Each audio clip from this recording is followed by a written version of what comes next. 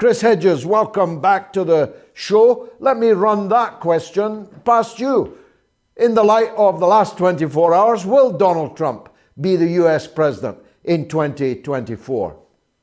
I think it's likely that it'll be Trump or DeSantis or somebody who is Trump-like.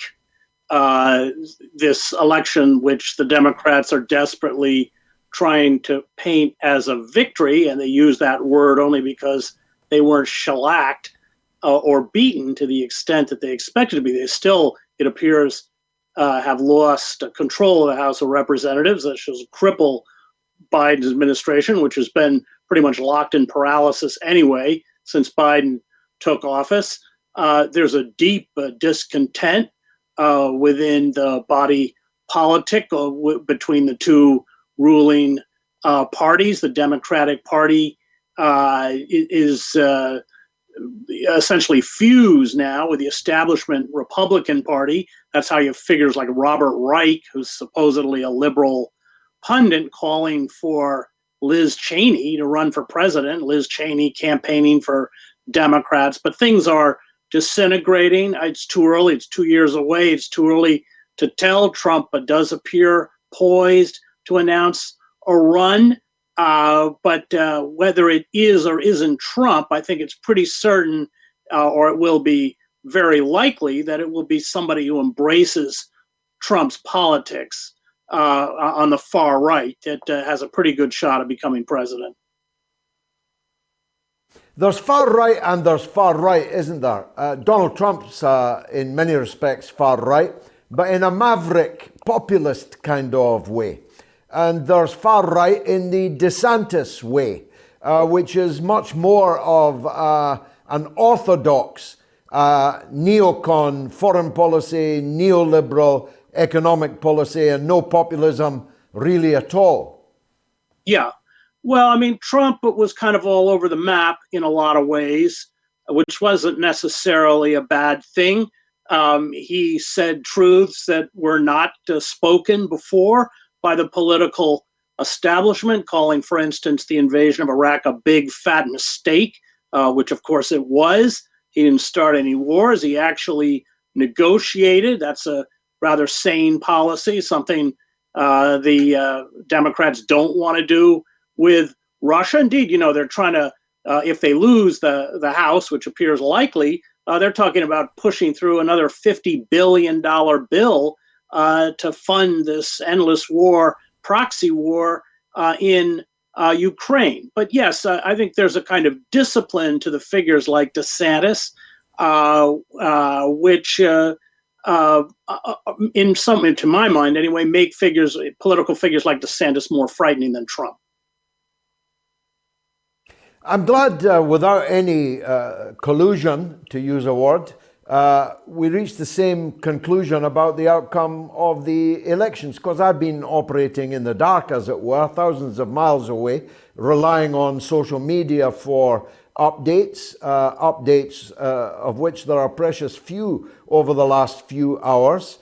But it seemed clear to me that there had been an almighty news management effort made to talk up what the Republican result would be and then talk down what the result actually was. Well, yes. I mean, if you listen to CNN, I wouldn't recommend it. They're describing this as a victory for Biden. Well, if you lose the House, exactly how is that a victory? If you don't lose it, perhaps by the numbers that were predicted, you still lost it. And it appears very likely that the Democrats will not have control of the Senate. There'll probably be a runoff election in Georgia. You have to get over 50% between the two Senate candidates, the Senate Republican, Herschel Walker and Raphael Warnock. It's not good news for the Democratic Party. But yeah, you're right. The spinning defies reality. Now, who's who in the Democrats now? Pelosi goes after I don't know how many decades. in the Congress. Who should we look out for, Chris, in the Democratic Party? Not that they'll be much better than her, but at least give us a hint as to what their names will be. Well, Pelosi and Schumer she'll become the minority leader, which she was before. The power of Pelosi and Schumer is that they control the money. And that's how they bring AOC and the quote unquote progressive wing of the Democratic Party to heel. Remember, the 30 members signed a letter calling for negotiations with Moscow, which they had to very hastily retract and apologize for.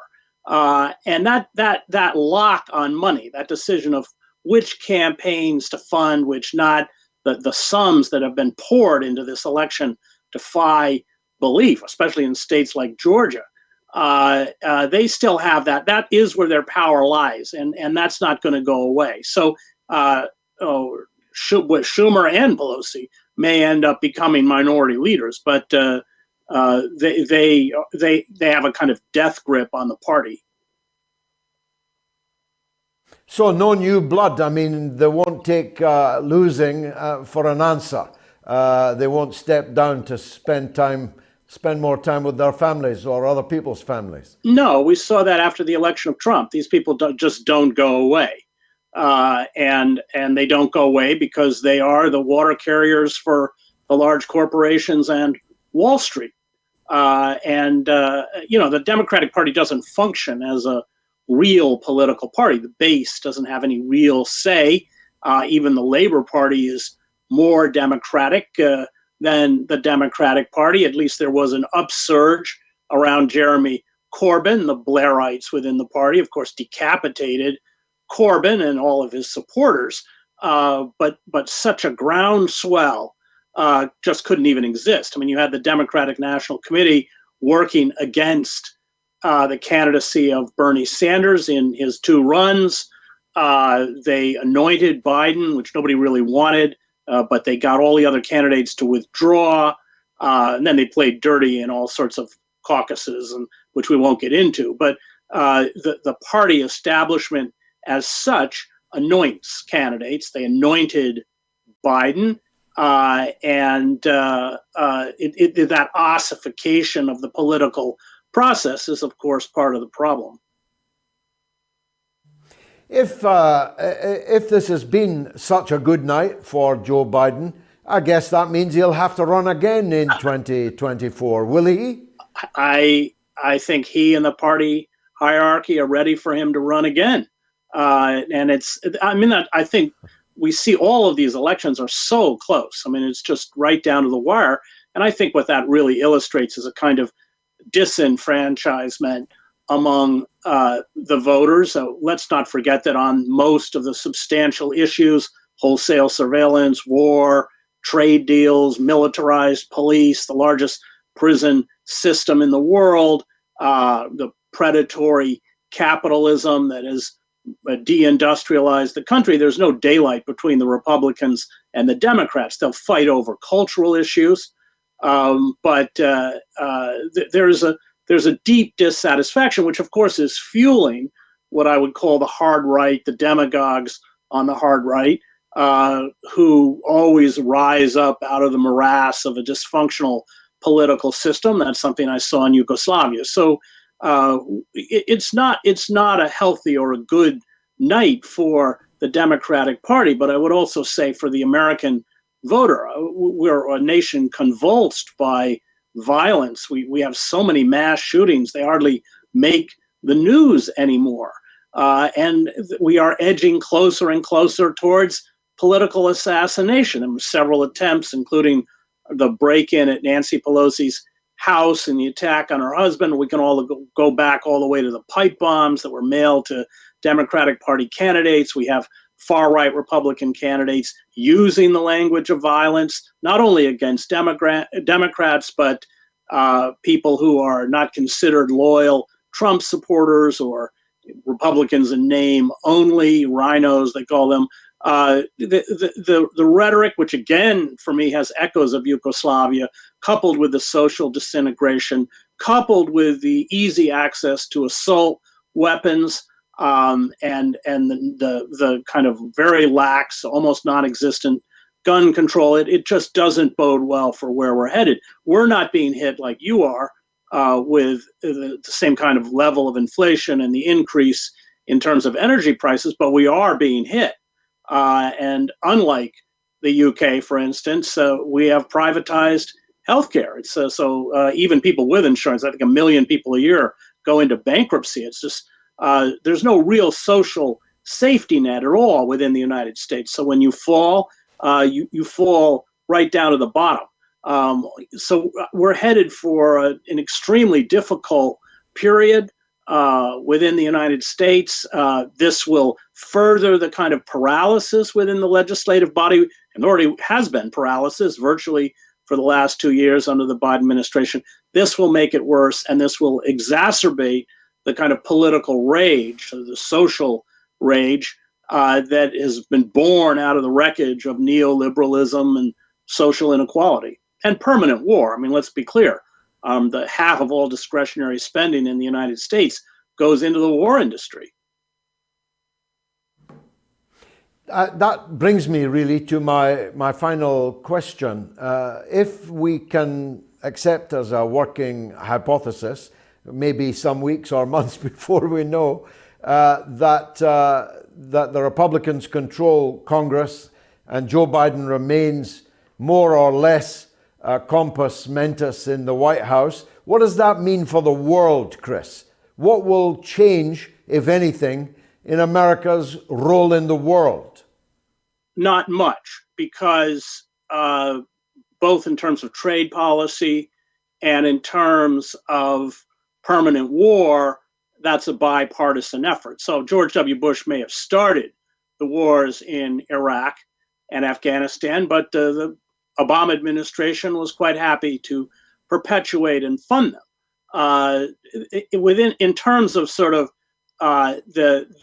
those aspects of American policy, i.e., war, military adventurism, and of course the kind of antagonism of China, which is as frightening as the antagonism of Russia, coupled with global corporate power, these are bipartisan efforts. I mean, we have in the United States a kind of system of legalized bribery, in essence, where it costs staggering sums to even get into the House of Representatives. And then once there, the lobbyists who put you in office essentially write the legislation. And that, again, is bipartisan. That is as true for Democrats as it is for Republicans.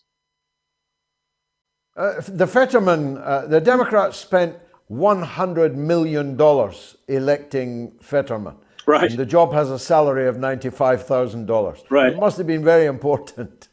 Well, and I think they have to spend that kind of money because so much of the electorate is disillusioned, apathetic, frustrated, even angry. So I don't know what the final tally for these midterms will be, but we're talking, of course, in the billions of dollars. I mean, Hillary Clinton's presidential campaign alone cost $1 billion. And that's because it's very hard to gin up any kind of enthusiasm for any of these candidates. Wow. $1 billion baby, yeah. Hillary Clinton. How's your book doing, Chris? I've just had it delivered. I haven't started it yet. Good. Tell us about your latest book. The Greatest Evil is War. I was a war correspondent, and it's even when I reread the final draft before publication, was kind of a gut punch. But it's what war does, and of course, much of my frustration over the cheerleading for Ukraine harkens back to the cheerleading for the war in Iraq. It's all these people who are celebrating industrial violence without knowing what it is or knowing the cost. I find the whole Ukraine policy very cynical. We're going to destroy Ukraine and let Ukrainians bleed to death in kind of rivers of blood so we can degrade Putin. And then when it's all over, we'll walk away just as we did in Afghanistan, Iraq, and everywhere else. Best of luck with it. Not that you need it. It's even the cover is a gut punch, as you say. Chris Hedges, thanks for joining us on the mother of all talk shows. Much obliged to you.